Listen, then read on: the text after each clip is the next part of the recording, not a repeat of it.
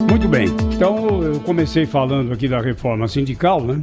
Qual é a notícia? Que depois da reforma da Previdência, o governo estuda enviar ao Congresso uma proposta para adequar o sindicalismo à realidade do século XXI. Sabe, sei lá, que realidade é essa? Por exemplo, hoje nós estamos com uma greve lá em Portugal de caminhoneiros. Nós passamos por isso aqui, faltou combustível durante a semana, filas imensas. E o líder dos caminhonistas, como eles chamam lá em Portugal, diz que não vai ter atendimento mínimo coisíssima nenhuma.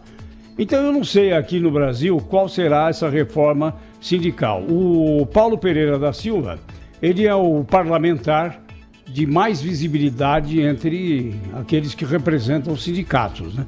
E ele diz que está preparando um projeto. Claro que o projeto do governo não é o mesmo que o Paulo Pereira da Silva, que é um sindicalista, pretende apresentar. O que é que poderia mudar na reforma sindical? Claro que os sindicatos que estão se ressentindo aí do não desconto em folha das contribuições, né? Isso aí quebrou a perna de vários sindicatos e sindicalistas, né? Claro que eles vão puxar a brasa para a sardinha deles, né? Enquanto que o governo pretende adequar a realidade do século XXI. O Paulo Guedes, superministro, precisava explicar melhor isso. O que é adequar a essa realidade do século XXI? Trabalho é trabalho. Empresário é empresário, patrão. E trabalhador é trabalhador. Isso aí não é muito fácil de mudar, não, qualquer que seja o século. Mas tem também o caráter atrasado dos nossos sindicalistas. Na verdade, o que nós temos hoje é uma geração imensa de pelegos sindicais que se aboletam nos cargos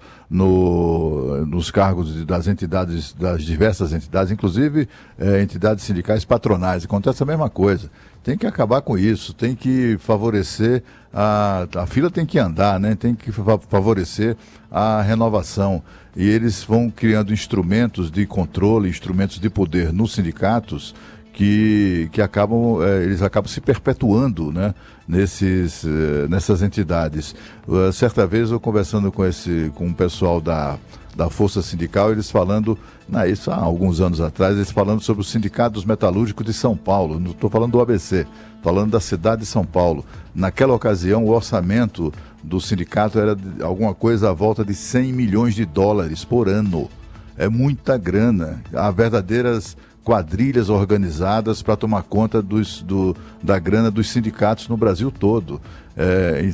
Orçamentos tão significativos acaba despertando a ambição, a gula, né, dessa gente toda. Eu acho que esse sindicato era do Joaquim, viu? Era do Joaquinzão, né? Do Joaquim dos Santos Andrade, né? Que foi um sindicalista de muita projeção aí nos anos 70. E do Paulo Pereira da Silva também, né?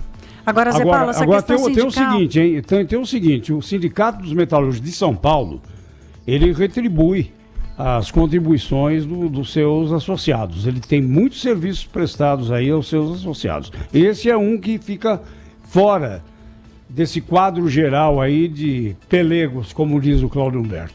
Sindicato que representa mesmo a classe trabalhadora, esse vai existir sempre, será sempre muito representativo, muito admirado, não só pela sua própria classe, mas também pelos trabalhadores da maneira geral. Mas o problema, o que precisa é organizar essa bagunça. O Brasil tem mais de 17 mil sindicatos, isso é uma vergonha. E por que temos 17 mil sindicatos que correspondem a mais de 90% de todos os sindicatos do mundo, existentes no mundo? Porque virou um bom negócio. No Brasil virou um grande negócio. A reforma trabalhista reduziu muito esse grande negócio, né, o valor disso, mas continua sendo. Os grandes escândalos de corrupção no Ministério do antigo, extinto em boa hora, Ministério do Trabalho, estavam sempre à volta da venda de cartas sindicais, ou seja, de autorização, né, uma espécie de alvará de funcionamento de sindicatos. Isso, de fato, tem que melhorar, tem que ser modernizado.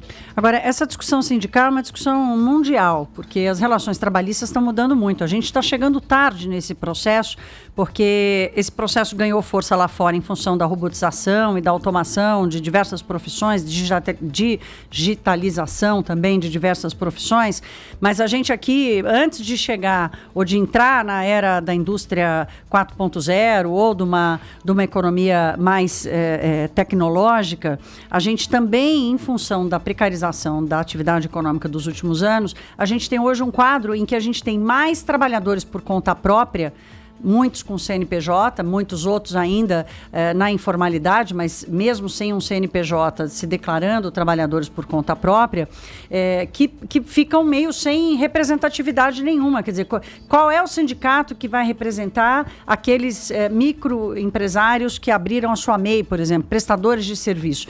Mesmo que esse fenômeno tenha acontecido no Brasil, empurrado pela conjuntura da recessão econômica, hoje a gente tem mais trabalhadores por conta própria e trabalhadores informais do que aqueles com carteira assinada, que é a formalização do emprego que a gente conhece, o instrumento da formalização do emprego que a gente conhece no Brasil, a gente vai caminhar para encontrar a formalização para este novo tipo de profissional, que é aquele que é patrão de si mesmo, Zé Paulo, que você estava dizendo aqui. Você tem o empregado, você tem o trabalhador, aquela massa de trabalhadores que a gente conheceu, especialmente em setores como a indústria e mesmo o comércio, ela vai migrar e ela tem aí uma preocupação gigantesca do mundo inteiro de que trabalho que essas pessoas vão fazer. Quer dizer, se serve de consolo não é um problema só no Brasil. A diferença é que antes da gente alcançar uma economia mais tecnológica, a gente já está lidando com esse problema. Então, tem várias questões aí envolvidas nesse tema. Uma delas é essa sindical,